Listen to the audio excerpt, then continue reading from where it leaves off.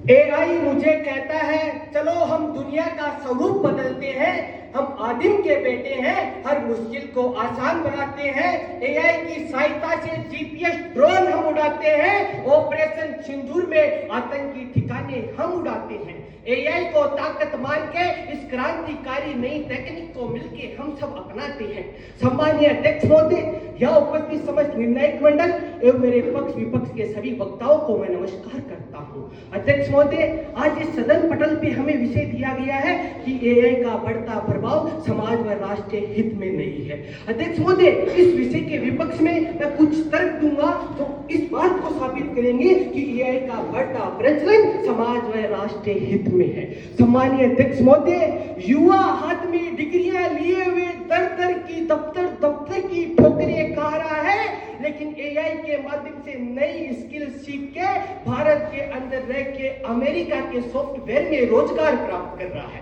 सम्मानीय अध्यक्ष महोदय, महंगी हुई शिक्षा, महंगी हुई कोचिंगे, गरीब किसान मजदूर का बेटा कैसे पढ़े, तब उनका एआई सहायक बनता है, एआई उनका चाणक्य शिक्षक बनता है। सम्मानीय अध्यक्ष महोदय, राजनीति के अंदर कभी परिवारवाद, कभी वंशवाद, कभी भ्रष्टाचार हो जाता है तो अल्बानिया जैसे देश के अंदर एक एआई मंत्री नियुक्त कर दिया जाता है, क्योंकि इंसान भ्रष्टाचार कर सकता है, एआई भ्रष्टाचार नहीं कर सकता है। सम्मानीय अध्यक्ष महोदय, अमेरिका के अंदर एक गर्भवती महिला के पेट में दर्द होता है तो वो एआई से सहायता लेती है, एआई से परामर्श लेती है, तो वो तुरंत अस्पताल में जाने के लिए बोलता है एआई उस महिला को।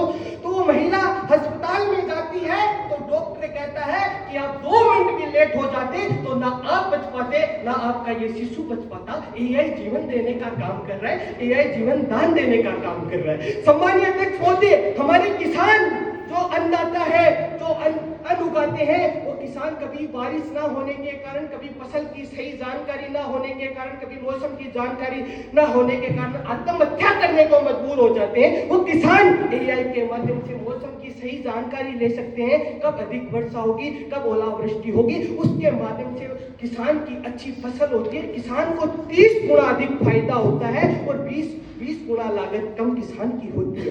सम्मानीय अध्यक्ष महोदय, मेरे से जो विपरीत विचारधारा के ये वक्ता है, ये कह रहे हैं कि इससे रोजगार खत्म हो जाएगा।